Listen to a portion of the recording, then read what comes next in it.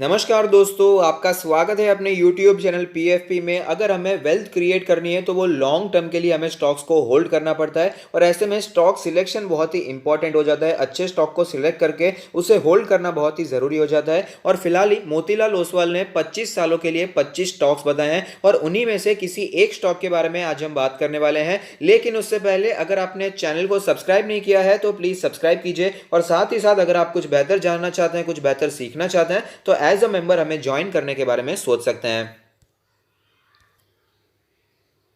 मोतीलाल ओसवाल ने 25 स्टॉक्स बताए हैं 25 सालों के लिए। उसकी लिस्ट आपके सामने है जिसके बारे में हमने ऑलरेडी डिस्कशन भी कर लिया है। लेकिन आज हम स्पेशली बात करने वाले हैं कोरोमंडल इंटरनेशनल के बारे में। कैसा है ये स्टॉक, क्या काम करता है, उसके बारे में पूरी चर्चा करने वाले हैं। तो आप देख सकते हैं हम कोरोमंडल इंटरनेशनल की वेबसाइट पर आ चुके हैं और जैसे कि आपको पता है ये मुरुगप्पा ग्रुप की एक कंपनी है और बहुत ही रेप्यूटेड ग्रुप है इंडिया का। इसके बारे में आप गूगल पर सर्च कर सकते हैं, इसके बारे में जानकारी प्राप्त कर सकते हैं। कोरोमंडल के बारे में बात करें तो Coromandel international limited is India second largest phosphatic fertilizer player, is in the business segments of fertilizers, specialty nutrition, crop protection and retail. The company has manufactured a wide range of fertilizers and has the capacity to manufacture over 3.5 million tons of phosphatic fertilizers and 1 million tons of single super phosphate, making it a leader in its addressable markets among the other fertilizer manufacturers in India. In its endeavor to be a complete plant nutrition solutions company, Coromandel has also introduced a range of specialty nutrients products comprising of water soluble fertilisers and micronutrients. तो इससे हमें ये पता चलता है कि oral fertiliser के business में कामकाज करने वाली कंपनी है, एग्रो केमिकल्स में कामकाज करने वाली कंपनी है और अपने सेक्टर की मार्केट लीडर हमें दिखाई देती है। आप देख पाएंगे इसका जो हमें प्रोडक्शन दिखाई देता है 1 million tons of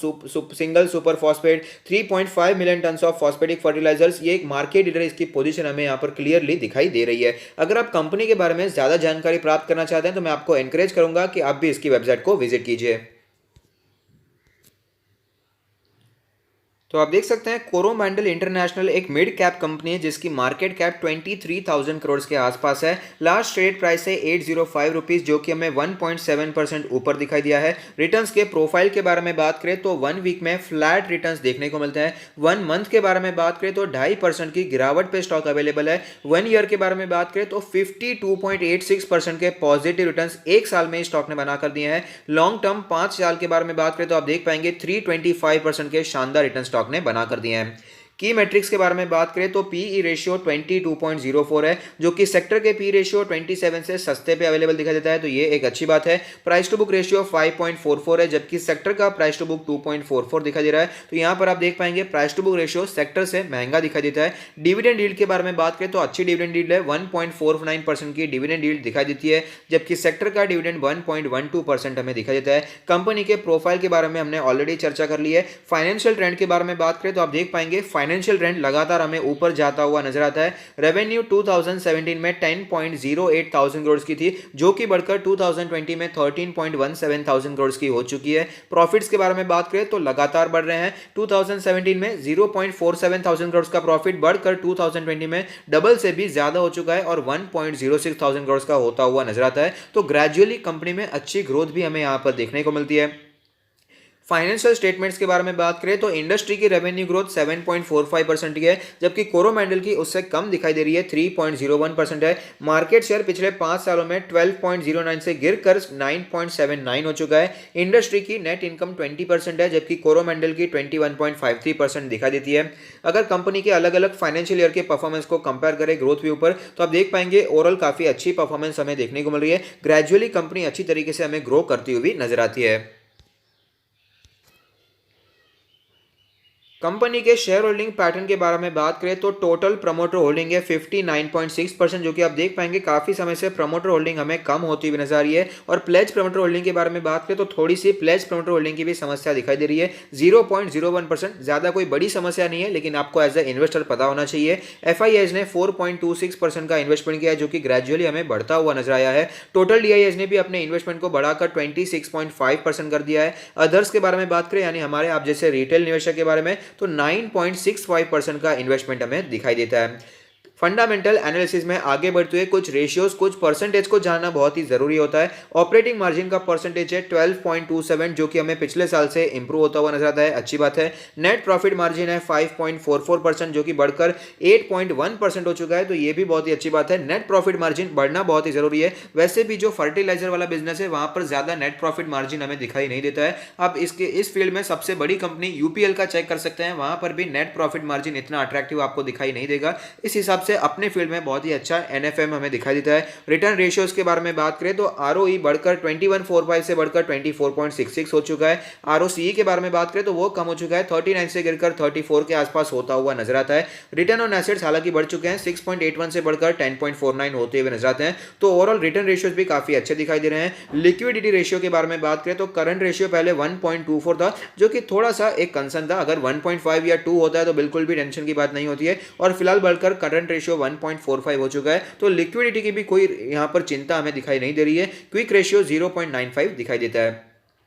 leverage ratio के बारे में बात करें तो ये बहुत ही बड़ा कंसर्न था। एज ए इन्वेस्टर कई लोगों को ये अच्छा नहीं लगता कि कर्जा कंपनी पर ज्यादा हो, वो सेफ नहीं समझते इन्वेस्टमेंट करना। और मार्च 2019 में डेट टू इक्विटी रेशियो 0.88 था, और कंपनी अपने डेट को कम कर रही है और फिलहाल मैनेजेबल हो चुका है, 0.38 हो चुका है। अगर 0.5 या 0.6 होता है तो ये एक चिंता वाली बात होती है, और एज अ इन्वेस्टर्स यहाँ पर आपको अलर्ट हो जाने की जरूरत हो जाती है। लेकिन डेट टू इक्विटी रेशियो हमें कम होता हुआ नजर आया है, तो इससे अच्छी बात और क्या हो सकती है। इंटरेस्ट कवरेज रेशियो 6.86% है। टर्नओवर रेशियो सुधर चुके हैं, 125 से सुधरकर 129 हो चुके हैं। भले ही मार्जिनल सा इंप्रूवमेंट है, लेकिन इंप्रूवमेंट होना भी अच्छी बात है। इन्वेंटरी टर्नओवर रेशियो 4.08 से बढ़कर 4.87 हो चुके हैं, ये भी बहुत ही अच्छी बात हमें दिखाई देती है। डिविडेंड के बारे में बात करें तो कंपनी कंसिस्टेंटली डिविडेंड देती आ रही है, उसमें कोई भी डाउट नहीं है। स्प्लिट्स के बारे में बात करें तो 2006 में स्प्लिट देखने को मिला था, और 2010 में भी स्प्लिट देखने को मिला। ओल्ड फेस वैल्यू 2 रुपीज थी, जो कि फिलहाल हमें चलती हुई 1 रुपीज पर इक्विटी शेयर आ रही है। अब चलते हैं चार्ट पर, वहां पर कैसी सिचुएशन बनी हुई है उसके बारे में भी बात कर लेते हैं। तो आप देख सकते हैं क्रैश के समय 450 के आसपास स्टॉक आ गया था, लेकिन अच्छी रिकवरी तो दिखाई दी ही, लेकिन वो लेवल तोड़कर स्टॉक हमें ऊपर जाता हुआ नजर आया था, और फिलहाल स्टॉक 800 के लेवल के आसपास हमें ट्रेड करता हुआ नजर आ रहा है। और आप देख पाएंगे पिछले 4-5-6 महीनों से स्टॉक में हमें कंसोलिडेशन चलता हुआ नजर आता है। 700 के लेवल के आसपास स्टॉक सपोर्ट लेता है और वापस ऊपर जाता है, तो 850 के आसपास रेजिस्टेंस फेस करने के बाद वापस हमें यहाँ पर गिरावट देखने को मिल जाती है। काफी समय से कंसोलिडेशन हमें चलता हुआ नजर आ रहा है। इसमें जो रिकवरी देखने को मिली, तेजी देखने को मिली, उसका रीजन है कि लॉकडाउन के समय पर भी एग्रीकल्चर पर बहुत बड़ा इंपैक्ट नहीं पड़ा था। इंपैक्ट ऑफ कोर्स हर एक सेक्टर पर पड़ा था, लेकिन जो कंपैरिजन अगर हम करते हैं तो उस पर ज्यादा इंपैक्ट हमें पड़ता हुआ नजर नहीं आया था। तो इसी के कारण उससे रिलेटेड जो भी स्टॉक्स हैं, उसके रिलेटेड जो भी बिजनेस है, वहां पर भी ज्यादा इंपैक्ट नहीं पड़ा, और शेयर में हमें तेजी देखने को मिली है। और फिलहाल स्टॉक में हमें कंसोलिडेशन चलता हुआ नजर आता है। अगर इसका ऑल टाइम चार्ट देखें, जहां पर एक कैंडल 1 मंथ को रिप्रेजेंट करेगी, तो आप देख पाएंगे शानदार मूवमेंट बना कर दी है। मल्टी बैगर स्टॉक हमें ऑलरेडी बनता हुआ नजर आता है, लेकिन कई बार कंपनी में बीच में हमें कंसोलिडेशन चलता हुआ नजर आया है।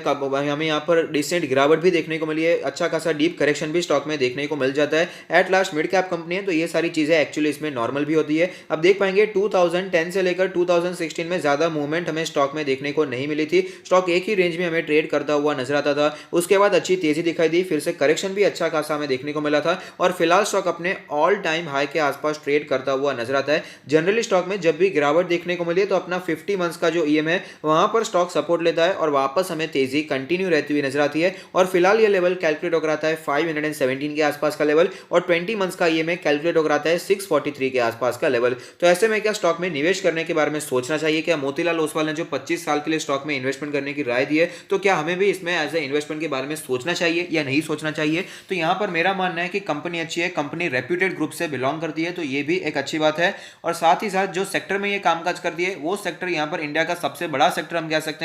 एग्रीकल्चर, इंडिया एक एग्रीकल्चर कंट्री है, तो ऑफकोर्स यहाँ पर तो काम चलने ही वाला है। फर्टिलाइजर्स की जरूरत भी हमें पड़ने ही वाली है, और इस सेक्टर में काफी अच्छा कामकाज हमें दिखाई देता है। मार्केट लीडर पोजीशन पे हमें ये स्टॉक दिखाई दे रहा है, तो यहाँ पर आप इन्वेस्टिंग के बारे में सोच सकते हैं। लेकिन जैसे कि मोतीलाल ओसवाल ने भी 25 सालों के लिए कहा है, तो बीच में अगर आपको भारी गिरावट इस स्टॉक में देखने को मिल जाए तो आपको होल्ड करना चाहिए, क्योंकि एक मिड कैप कंपनी है, तो ये सारी चीजें होती रहती है। लार्ज कैप में भी गिरावट देखने को मिल जाती है, तो ये तो उसके कंपेरिजन में बहुत ही छोटी कंपनी हमें दिखाई देती है।